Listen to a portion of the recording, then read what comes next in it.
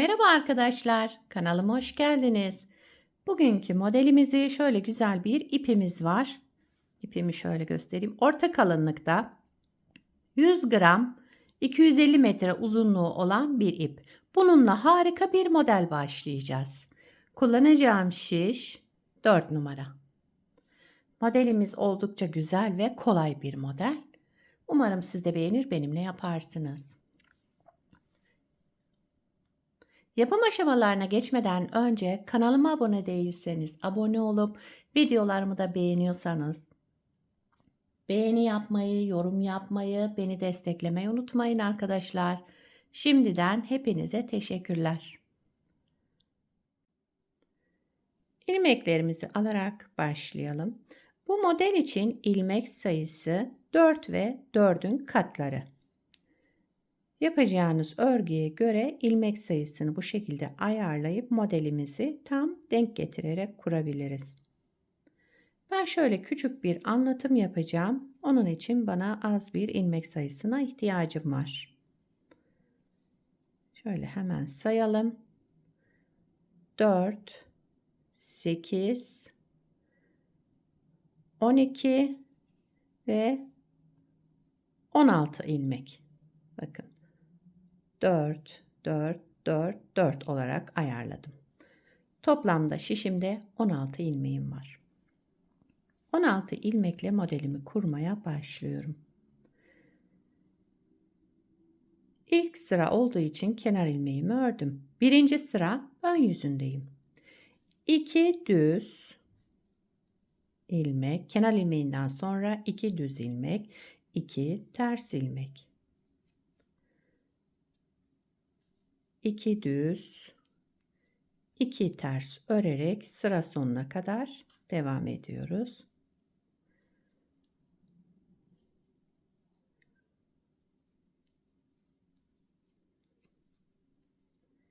2 düz ilmek, sıra sonunda ördüm. Bir de kenar ilmeğimi ördüm. Birinci sıra ön yüzünde ilmeklerimi 2 düz 2 ters 2 düz 2 ters örerek tamamladım. İkinci sıra arka yüzünde yine aynı ilmekleri gördüğümüz gibi şimdi. Bakın 2 tersimiz var. 2 ters olarak örüyorum. 2 düz. Yani düz ilmeklerimizi düz, ters olan ilmeklerimizi de ters öreceğiz. İkinci sıra arka yüzünde.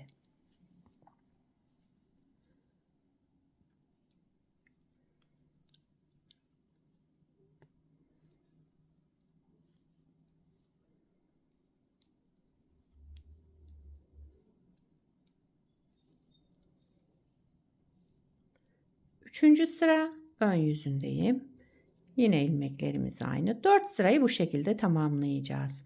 İlmekleri olduğu gibi yani düz ilmeklerimizi düz, ters olan ilmeklerimizi ters örelim. Şu anda 3. sıra ön yüzündeyim. 4. sıra arka yüzünde de yine aynı işlemleri yapacağım. Daha sonra 5. sıra ve 7. sırada ters öreceğiz. Modelimizdeki işlem bu arkadaşlar. Şimdi hep birlikte yapıp göreceğiz. 4. sıra arka yüzüne geçtim. Kenar ilmeğimi örmeden aldım. Ters olan ilmeklerimi ters ördüm. Düz olan ilmeklerimi düz. Sıra sonuna kadar bu şekilde devam ediyorum.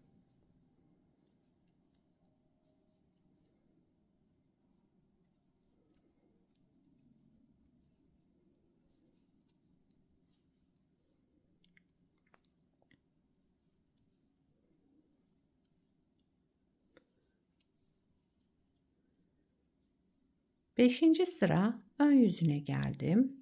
Beşinci sırada yapacağımız işlem kenar ilmeğinden sonra bütün ilmeklerimizi ters örelim. Beşinci sıra ön yüzünde ilmeklerimin hepsini ters örerek devam ediyorum.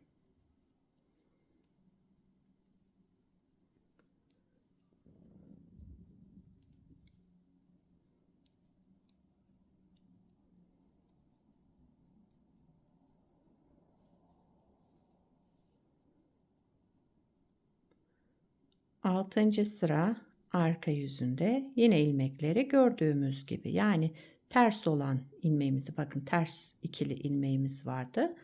Onun ikisini yine ters örüyorum. Birinci sırada başladığımız gibi, yani düz olan ilmeklerimizi düz. Buradakiler bakın ters. Şu alta baz alacağız. Bunlar ters. Düz olan ilmeğim düz. Burada şöyle iki düz görünüyor ama altlara bakın. Altlar şöyle kaç sıra tersimiz varsa bunu ters örüyoruz. Düzlerimizi düz.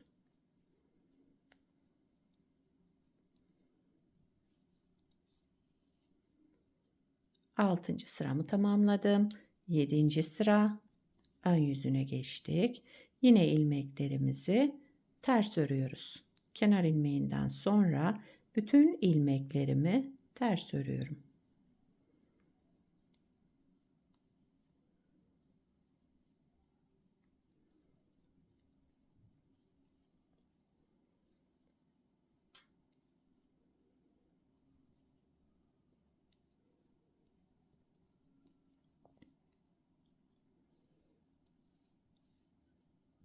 Evet.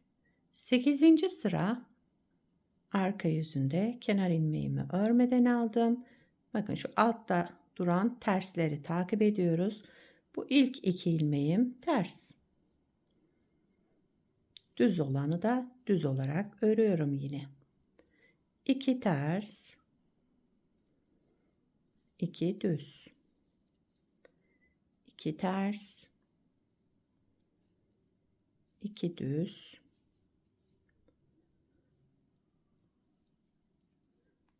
2 tersle bitirdim. Kenar ilmeğimi de ördüm.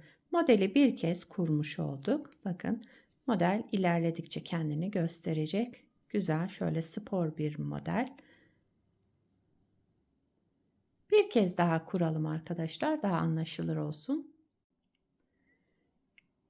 Birinci sıra ön yüzündeyiz. Modeli ikinci kez kuruyoruz. Birinci sıra ön yüzünde kenar ilmeğinden sonra 2 düz, 2 ters. Zaten bir öncekinden ilmeklerimiz belli. Ters düz olan bir önceki model kurulumumuzda onları ayarladık. Şimdi 2 düz 2 tersle başladım. 2 ters 2 düzle bitirdim sıramı. Bir de kenar ilmeğimi ördüm. Birinci sıramı tamamladım. İkinci sıra arka yüzünde yine aynı işlemler. 2 ters ilmekleri gördüğüm gibi. 2 düz. Bu şekilde 4 sırayı tamamlayacağız. Şimdi ikinci sırayı yapıyorum. 4 sırayı bu şekilde tamamladıktan sonra bir önceki model kurulumda gösterdiğim gibi 5. ve 7. sırada hepsini ters örüyoruz. Evet, 2 sırayı tamamladım. Şimdi 3. sıra ve arka yüzünde 4. sırayı da tamamlayalım. Evet, 4 sırayı tamamladım. Şimdi 5. sıra ön yüzündeyim. Kenar ilmeğimi örmeden aldım. Bütün ilmeklerimi ters örüyorum. 5. sıra ön yüzündeyim. Bütün ilmeklerimi ters olarak örüyorum sıra sonuna kadar.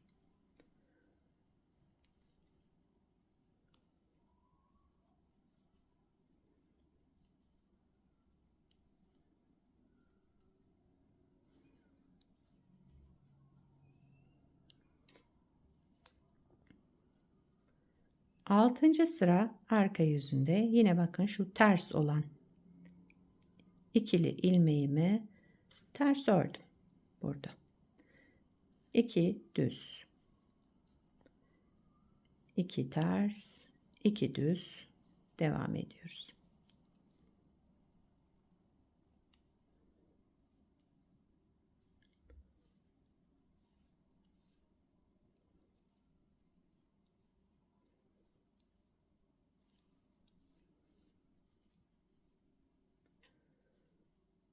7. sıra ön yüzünde ilmeklerimi ters örüyorum. Kenar ilmeğimi örmeden aldım. Bir sıra ters örüyorum. Modeldeki farklılık sadece 5. sıra ve 7. sırada bütün ilmeklerimizi ters örüyoruz.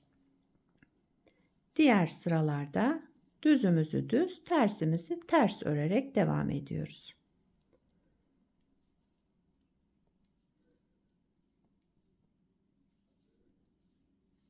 Evet. Haroşa oluyor. Bakın şurada 2 sıra haroşamız oluştu. 8. sıra arka yüzündeyiz. Son sıramız.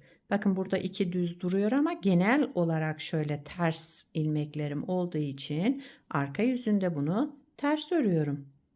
Bu sizi yanıltmasın.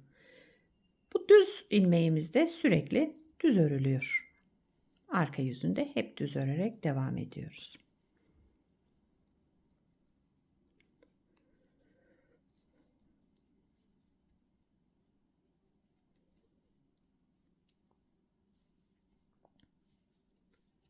Evet, sıramı tamamladım. Modeli 2 kez kurmuş oldum.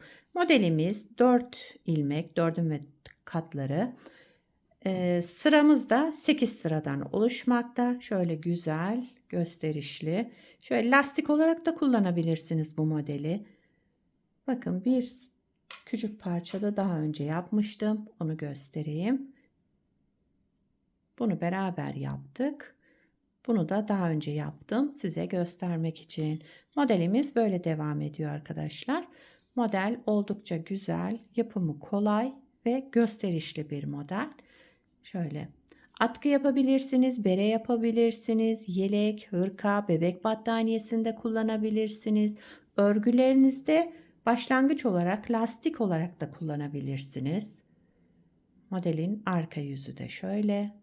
Bakın gayet güzel, temiz bir görüntüsü var. Yani her iki yüzü de kullanılabilecek güzel modellerden. Yetişkin örgülerinde, çocuk örgülerinde hepsinde kullanabileceğiniz harika ve yapımı kolay bir model. Sizler de nelerde kullanacaksınız onları yorumlarda belirtirseniz sevinirim. Beni buraya kadar izlediyseniz arkadaşlar bir beğeni yapmayı, yorum yapmayı, beni desteklemeyi unutmayın. Şimdiden hepinize teşekkürler. Yapacak olanlara kolay gelsin. Bir sonraki videoda görüşmek üzere. Hoşça kalın.